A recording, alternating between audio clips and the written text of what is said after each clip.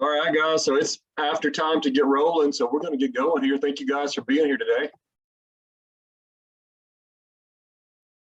Just a second to get rolling here.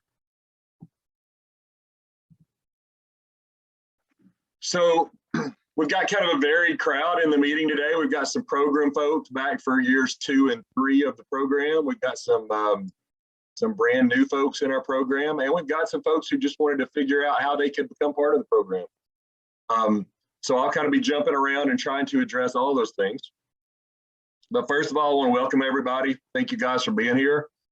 And I guess the first thing I want to do, since what you guys all have in common is that you were at an Auburn APSI, at least most of you were, I wanted to get some feedback from you guys on your presenters.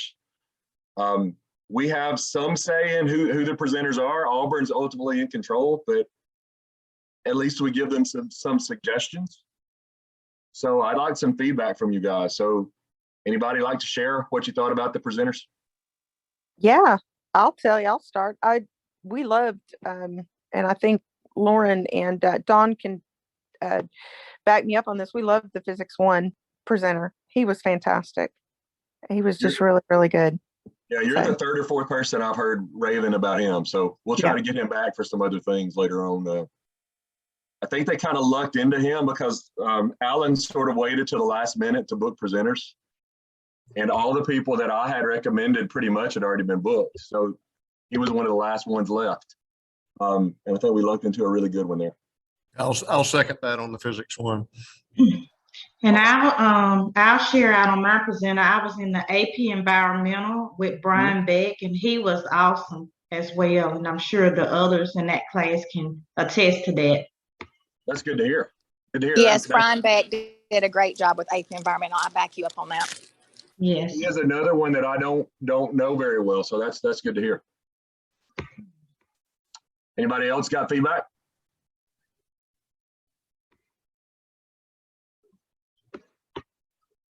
Any chemistry folks? I haven't heard much from chemistry folks about the chemistry APSI.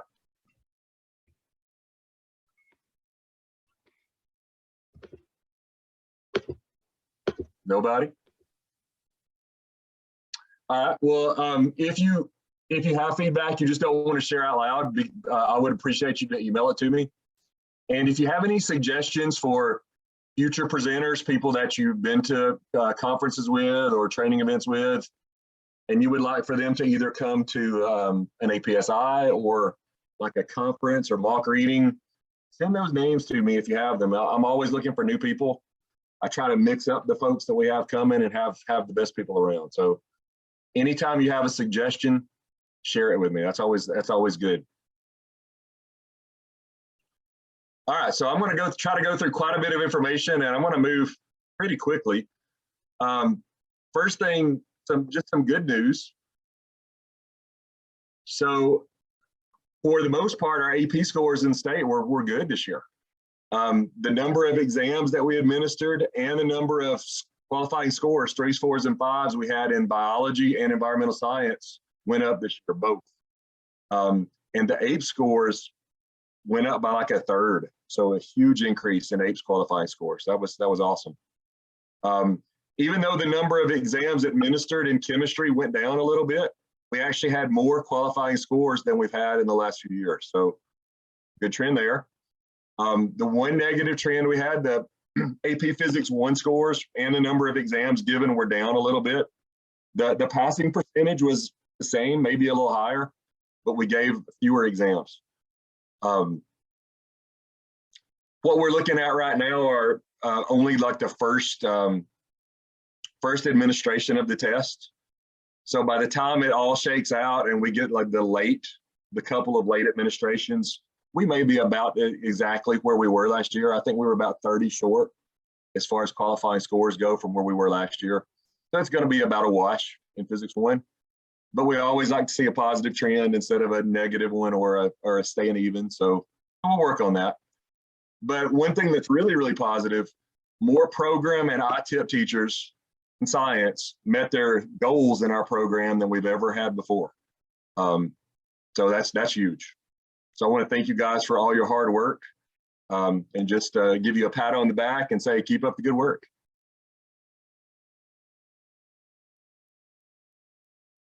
All right, so like I said, I've got a lot of things that I want to jump around and discuss.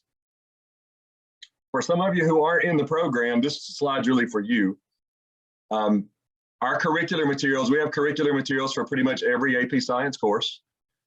If you don't already have access to those, shoot me an email and make sure you send me your name, your school name, and your email address, and I'll be glad to give you access. As far as updates that have happened recently, we've added proficiency scales for each unit in biology, chemistry, environmental science, and physics 1. Those are linked up on the pacing guides for each unit if you're into proficiency skills. I'm also spending a lot of time updating the practice problems for AP Physics 1. And what I'm doing is going through the 3 newly released practice exams and pulling out all the questions that are related to each unit and rewording those so that they don't break the College Board's copyright. And I'm adding those to our practice problems.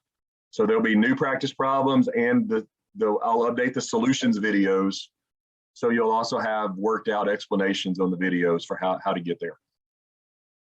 I've already done unit 1 and 7. I did 7 because I thought we needed some work on those practice problems. So I started there. And from here on out, I'll go in order. So units 1 and 7 are done. I'm about halfway done with 2. That'll be done before you need it. I'll make sure I get those done and stay way ahead of pace so that they're ready when you need them. Let me know as far as curriculum stuff goes, if there's something that you think we're missing, something you think we need to add. We're always looking for ways to improve it. If you find a mistake, like a typo or a problem that's worked incorrectly, let me know of those things too, and we'll get those fixed real quick. Any questions about the curricular stuff? Matt, Yeah. I had emailed you briefly at the end of the year about some of the physics 2 practice problems. If you could get a hold of those, you said you thought you could, but I hadn't heard anything back yet. Do you know? So I've reached out to 2 different people at NIMSY, and so far I haven't had any results, but I'm still working on that. Okay. And I will do my best to have access before school starts. That's fine. Thank you. I appreciate your efforts. A note to reach out to them again. NIMSY's had a lot of reorganizational stuff, and finding the right person to talk to has been a challenge, but we'll get there. Anybody else?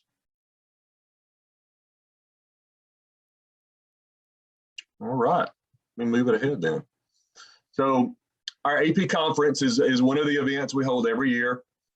We always bring in really good presenters, usually nationally renowned kind of folks for that. Program and ITIP teachers, that's one of the things that we ask you to do as part of your agreement with us, come and participate. And folks that aren't in our program, we invite you to. There's a registration fee if you're not in the program. If you're a partner school teacher, it's a $200 fee. If you're not a partner school teacher, it's $400. It's a 2-day event. This year's conference is going to be November 9th and 10th, and it's going to be at Faulkner University in Birmingham. And I'm going to show you some of the presenters that I already have lined up on the next slide. So for biology, I've reached out to Winnie Sloan. That's not confirmed. A lot of you probably have used her stuff before. She's really active on that AP Biology Teachers Facebook group. I actually thought I had Tiffany Jones lined up, and she just backed out on me. So she's not going to be there. Nancy Ramos, if you use the AP Daily videos, you're probably familiar with her. The next person on the list, a lot of you probably have never heard of before. Karen Miga is actually not an AP Biology presenter. She's a scientist. She actually just finished the last few segments of the Human Genome Project. She's actually one of my former students, and she was just named as one of the 100 most influential people in the United States. So she's going to come and do like a keynote address for us at the AP Bio Conference. And then we also have the folks from Mini One. They're going to come out and do some demonstrations of some of their new labs, and probably get some giveaways along the way too. If you've never worked with that company before, They're great. Their products are great. Their customer service is great. One of the things that if you were in Mark Little's session, I know you worked with their transformation lab. If you're in biology, you know the transformation lab, that the one we've used in the past from BioRad is a great lab, but it requires hours of setup time before you get started. The new version of this from Mini-1 doesn't. So that's one of the things they're going to show us, and probably give us some freebies and some discounts with some of it. For AP Chemistry, we have Lisa McGaw, who's done work for us before. She's probably, other than Danny, she's probably our folks' favorite chemistry presenter. Her husband, John Gelder rather, was the longtime AP Chemistry chief reader. So he's going to come out and do some sessions for us. And Steve Thompson, who did some work for us several years ago, is coming back as well. Good chemistry lineup. Physics 1, we have Rebecca Howell, who's from California, and Connie Wells, who did an APSI for us several years ago, both really good. And several of you had requested Kristen Shapiro for environmental science, so she's booked and she'll be here for environmental science. So I think we have a pretty good lineup for the conference. But again, if you have any suggestions for future ones, send them my way, and I'll reach out and try to get them booked. All right, so let's talk mock reading. That's the next thing on my list. So if you're in ITIP or if you're a program teacher, we're going to send you a copy of a practice exam for every student, a hard copy. And we ask that you come to our mock reading, which we'll look at the date for that in a minute, and we'll grade the FRQ part of the test. Non-program teachers, we invite you as well. It's a $100 fee for partner school teachers or $200 for non-affiliated folks. So it's a pretty cheap event. And by the way, all of our training events are Teams qualified. So if you're needing Teams PD, the conference, the mock reading, those will meet your Teams requirement PD events. This year's readings, chemistry, physics 1, and environmental science are going to be on April 11th. And biology is going to be on April 18th. More than likely, we're also going to add a reading for AP Physics C Mechanics on the 18th as well. We're starting to expand into AP Physics C. We had a summer training this year for the first time we've ever had one, so we're going to try to offer some things for C. We'll also have some conference sessions that are devoted just to Physics C this year. The readings are going to be at Faulkner. Something that I haven't made decisions on yet are the exams that we're going to use this year. So if you guys have any suggestions for a particular exam that you would like to see used as the mock, let me know. And if you don't know off the top of your head, look at some of the ones that are available and you can shoot me an email. In biology, they have 3 sort of standalone practice exams that they've published, and the same in physics. I don't think those are available in chemistry and APES just yet, so we'll probably use old exams for those. But if you have some suggestions, let me know. I've got to make that decision soon because I want to make that decision so that you don't use those questions during the school year. Any comments on the mock reading?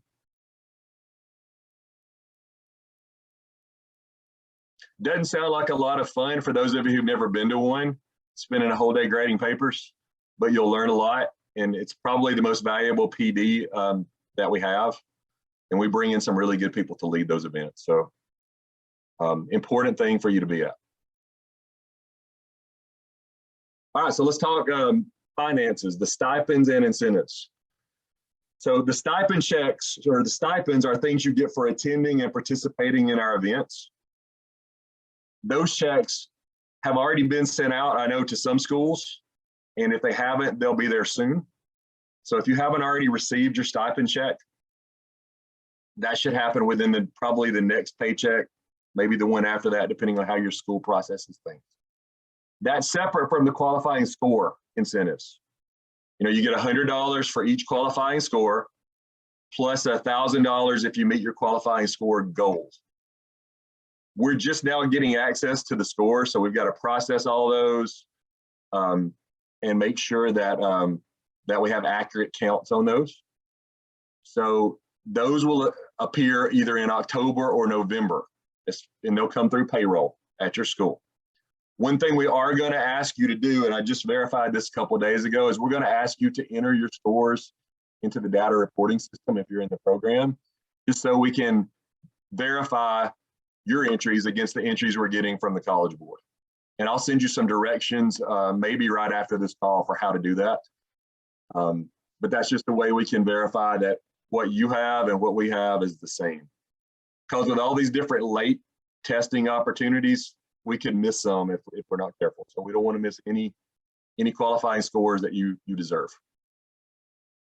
The qualifying score incentives for students, those should come out to your school in October, and those will be gift cards. And we would like for you to give those out at some big event, whether it's a halftime of a ball game or an assembly, PTA meeting, whatever it may be, just something to get kids honored and get them build up some buzz about the program. Also, we're in the process of working on the goals for this year, the qualifying score goals. It'll probably be 3 or 4 weeks before we finish that. But as soon as we do, those goals will be posted in the data reporting system, the DRS. And I'll let you know as soon as we get all those entered. But give me 3 or 4 weeks to get all that worked out. Any questions on the stipends or incentives?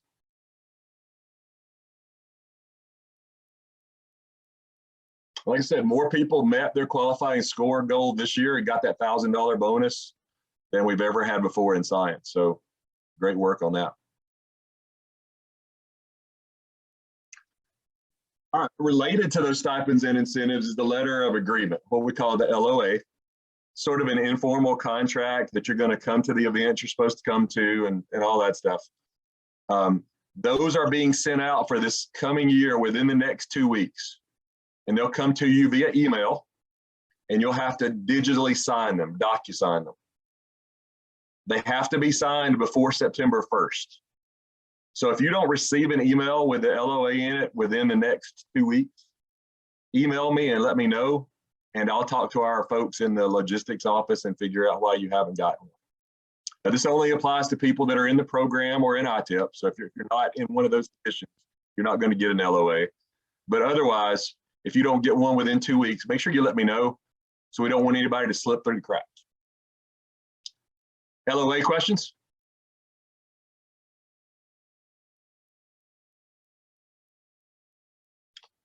All right, so let's talk study sessions. So the study sessions are going to change just a little bit from the way we did them last year. So if you were part of the study sessions last year, we offered 6 weeks of virtual study sessions, and then we had the 1-day in-person study session. We called it the AP Palooza. This year we're going to do 5 weeks of virtual study sessions, and we're going to have 1 big in-person session. And you guys know that unlike some of the other subjects, we do a lot of just one-off extra sessions too. So we'll still do those one-off extra ones. But as far as set dates, set times, set sessions, 5 weeks, 5 virtual weeks plus 1 in-person session. The virtual ones are going to be offered 3 days during the week. Tuesdays at 4, Thursdays at 7, and Saturdays at 10 a.m. And all those sessions will be the same. Kids pick the one that works for them. They can come to one of them. They can come to all of them. It doesn't matter. But during a week, those sessions will all be the same. They may be taught by a different person, but they'll all be covering the same content. So we ask that teachers attend one of those sessions during each week. We know you can't come to them all. We ask that you pop in once a week, once during each of those 5 weeks, hang out and participate where you can. We also ask that you attend the in-person session, which I'll give you the date for here in a second. As far as the in-person session goes, like last year, we will pay for bus transportation if your school wants to get kids there by bus. We're going to offer the sessions at 7 or 8 different locations around the state, like we did last year. And hopefully it won't be more than a 20 or 30-minute ride for anybody. That's what we're going for. We haven't decided on the locations yet. As soon as we do, we'll pass those out to you. What we found at the in-person session this past year is we went from like 8:30 to 3:30 or something like that this past year. We found that after lunch, our crowd dwindled a lot and the energy dwindled a lot. So we've decided to do it from 8:30 to 12:45. So it'll be more of a half day kind of thing this time. We're going to provide mid-morning snacks instead of lunch. And we're hoping to have, consistent attendance throughout and a little bit more energy than we had in the afternoon. 8:30 to 3:30 was probably a little bit much for an in-person review session. So cut that back just a little bit. And what we ask you to do at those study sessions is really just be there and get your kids there. So let them know it's a priority from the start. Day one, talk about the study sessions, let them know it's a priority and incentivize them to be there. Some kind of extra points or homework pass or whatever it takes to let them know that you want them at the sessions. After each week of sessions, we'll send you a report of who was there. And essentially what we'll be sending you is who signed in. We can't really tell you who participated, but we'll tell you who was there and who at least made an attempt to get into the meeting. And you'll get that at the end of each of the 5 weeks. All right, I've got some more info on study sessions on the next slide, but before I do, any questions on anything on this slide? I appreciated the spring makeup sessions just because of my situation. And so I know that for sure that we did capture a few of the students who decided to join the course for the spring semester only. So I was just wondering if you all were considering doing that again this year. I don't know that the other subject areas will do that, but I will do it for science. I haven't scheduled those yet, but quickly, if you're a block teacher, speak up and just let me know that you're teaching on the block, a semesterized block, not an all-year block. A semesterized block. All right. Semester's block. All right. I'm a semester block. I'm a semester block too. Semester block in the spring only. Okay. Good to know. So our session schedule is set up for people on an all-year schedule. But what I ended up doing last year for people on the semesterized block, I offered some makeup sessions for the first semester study sessions in the spring. And I'll do that again this year. And what I'll do is they probably won't be offered 3 different times, like these sessions are. They'll probably be one-off sessions. And I'll say, hey, we're offering the makeup for session 1 on Tuesday, January the 15th. Whoever can be there, show up. It'll be you can't get your stuff with everybody on you. Yeah, it'll be a one-off event, but we will definitely have those because there are a lot of. Let's see, we need to mute somebody. Oh, there she is. We have a lot more semesterized block people than we have in the past. What? What's that? Let's see, I need someone to mute your mic, guys. I can't tell who it is. Give me a second. I'll figure it out. Stevens. Say again? It's Jennifer Stevens. Okay, let me get there and mute. When I'm sharing the screen, my thing should just cut out. Yeah, she did. All right, so let me show you the rest of the study session stuff. So these are the dates. So I'm for the virtual weeks, I'm just giving you like the Monday date. That's the week that it's going to happen. So the first one will happen the week of October 24th. Second one, week of November 14th. And you'll see that we back them up a little bit because we want these to be review sessions. We don't want it to be new content. So we tried to back it up to make sure that everyone had covered the material before we got there. Third one is February 6th. Fourth one, March the 6th. Fifth one is April 10th. And then the in-person session will be April 22nd. Hey, Matt. Yeah. Are you going to offer AP study sessions for APC mechanics also? Possibly. Okay. So what I want to do is talk to all you guys who are teaching APC see and see what the interest is. I know we won't have enough numbers to offer them, 3 times a week, but we might have Sure. enough numbers to offer them, once during each week, something like that. So we'll try to organize a Zoom session just for AP Physics people so we can get together and talk through that. Cool. Thank you. All right, I've got one more slide about the study sessions. Actually, 2 more. So I wanted to show you the topics that we were going to be covering. And by the way, I'm going to send you a copy of this presentation. I thought I could share it through the chat, but we disabled that so kids couldn't share files. So I'll send an email out after this is over to everyone that's in the meeting with an attachment that has this PowerPoint in it. Here are the session topics for biology. We'll start with experimental design and statistics. Then we'll go to bioenergetics, cell signaling, gene regulation, and then we'll end up with cladograms and evolution. And all our in-person sessions will be focused on FRQs because that's where you make the 3s, the 4s, and the 5s in all the subjects really. It's FRQ writing. So it's all of our AP Palooza stuff is going to be focused on FRQ, more FRQ. For chemistry, we'll start off with atomic structure, then we'll do chemical bonding, states of matter and IMFs, thermo, and then acids, bases, and KSP will be our week 5 session. And then in physics, we'll do kinematics, then dynamics, work, energy, power. Week 4 will be momentum, and then we'll end up with torque. And then for APES, we'll start off with experimental design and claim evidence reasoning. And then we'll go to populations, physical systems, and then we'll hit on air pollution and aquatic pollution. The presentations we'll use will be very similar to the ones we used last year. There might be some minor changes, but mostly those will be the same materials we used last year. I think that we're mostly in good shape. Questions about study session before I move on to something else?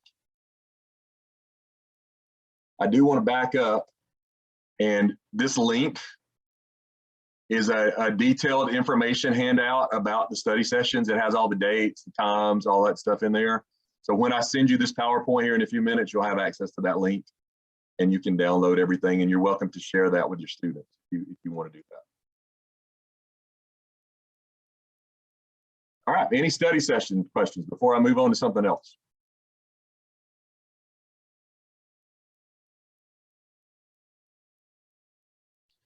All right, so some of you are not in the program, so I wanted to talk to you about how you could become part of the program. So there's 2 different ways you can join.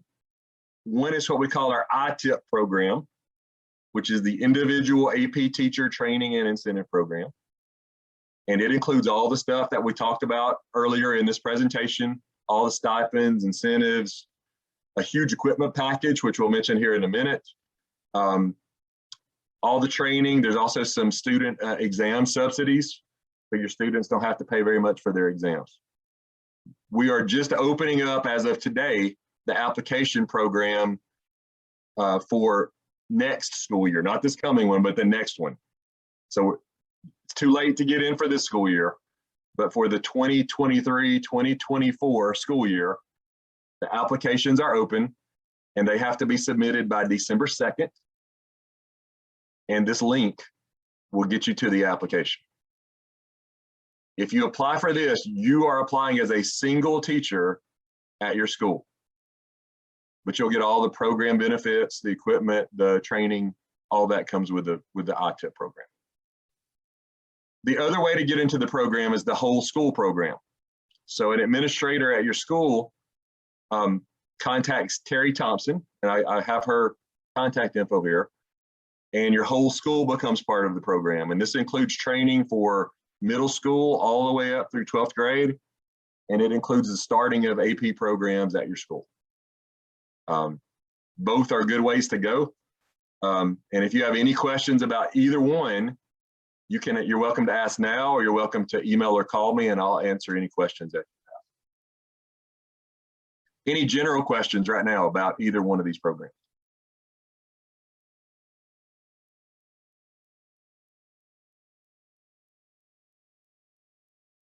All right. So this equipment slide should have been the slide before that one. So if you're a cohort 15 or an ITIP 15 teacher, you're new to our program, your equipment packages have been ordered and the boxes should start showing up within the next few days. You're going to get lots of stuff. If you're a biology, chemistry, or H teacher, you're going to get a set of lab quests with lots of probes. You're going to get all kinds of glassware, balances, molecular model kits, burettes, the list goes on and on. If you're a physics person, you're going to get a set of laptops, they're Chromebooks, and a set of smart carts with all the tracks and accessories to go with those. And like I said, those things should be arriving soon, so be on the lookout. If you're at a program school, they're going to go to your AP coordinator, and then the AP coordinator is supposed to distribute those where they go. If you're at an ITIP school, the boxes should be addressed to you. So just be on the lookout and expect to see those soon. All teachers in the program, the current part of the program, cohorts 13 through 15, get a yearly $400 consumable stipend. And those checks should be sent to your school by October, probably before then.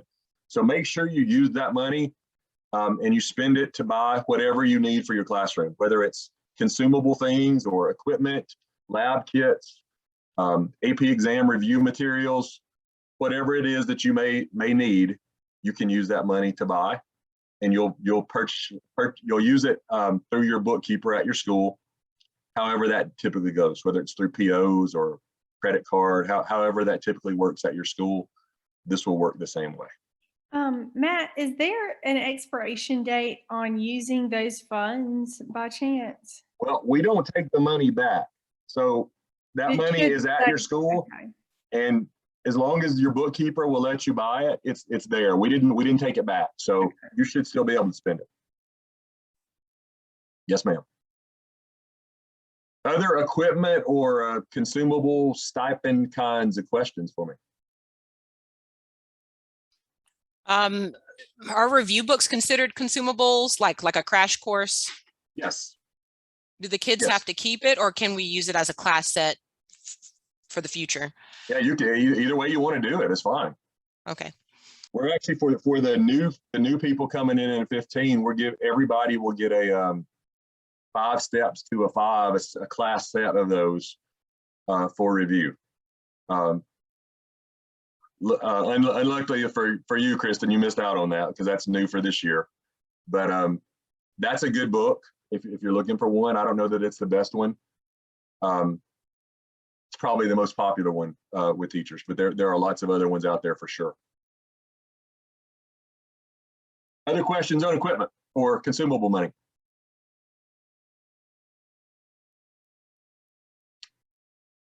All right. So that's pretty much it for what I had to say. Just make sure you get the year started right. Pacing is always an issue, and I know there's 1,000 different interruptions that come up. Try to stay on schedule best you can. If kids don't get through the curriculum, they don't have much chance of qualifying. I say this every time I talk to AP teachers: you can't do too much free response practice. Your kids have to get used to writing the way the exam wants them to write. You don't have to grade all those things. Allow kids and train kids to grade their own papers. You don't have to put those grades in a grade book if you don't want to, but teach them how the scoring guidelines work.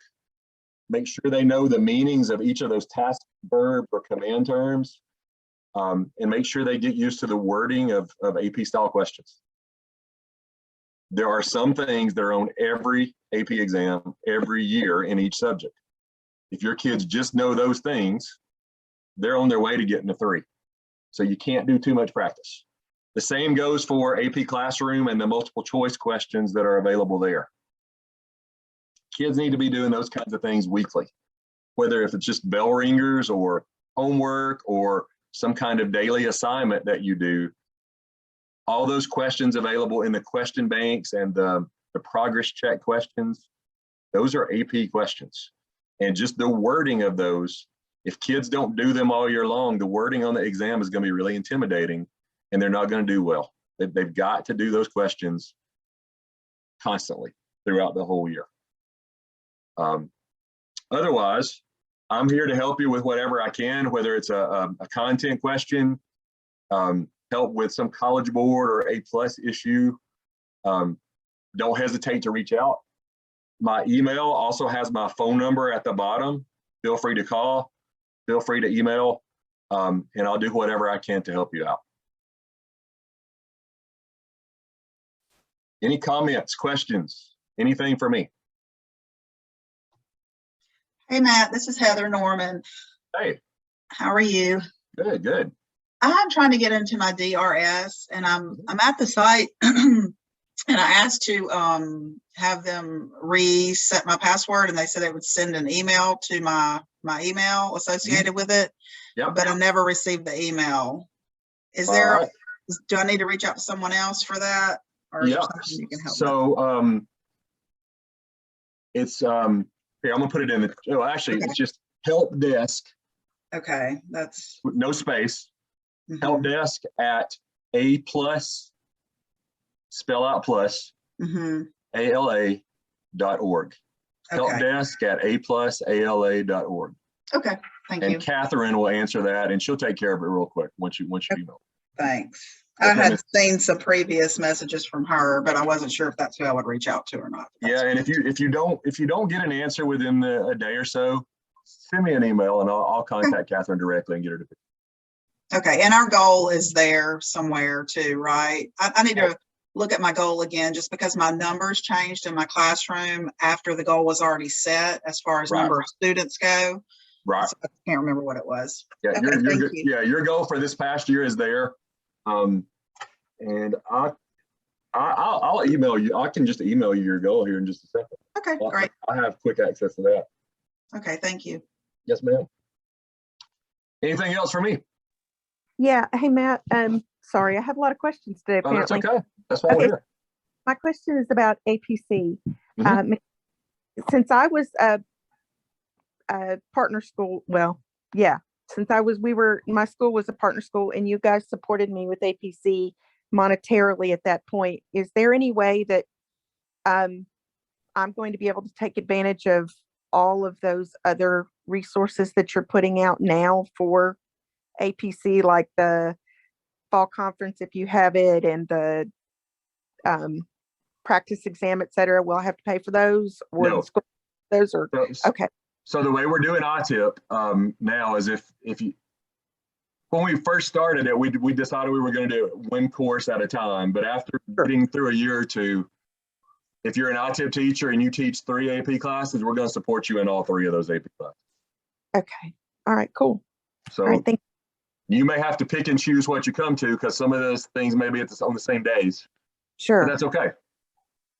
And if the conferences end up being at the same time, you could go to a session for Physics 1 and the next session you could go to C and you can jump back and forth. Okay. If that's what you want to do. Cool. All right. Thank you. Yes, ma'am. And your kids will also be able to get the incentives and stipends and all that kind of stuff. Your C kids. All right. Anything else?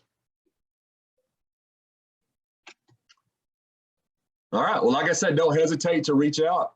I'll send everyone an email here in just a minute with this PowerPoint, so you have all the information about study sessions and things like that, and dates for events. And just let me know if I can help with anything. Thanks again for being here. See you guys soon. Thank you. All right. Bye-bye. Thank you. And I didn't mention, if you're interested in signing up for the program, and if you have questions, just let me know. I'll be sending out emails about that application, but you guys got the first access to the application. So take a look at it. Let me know if you have any questions.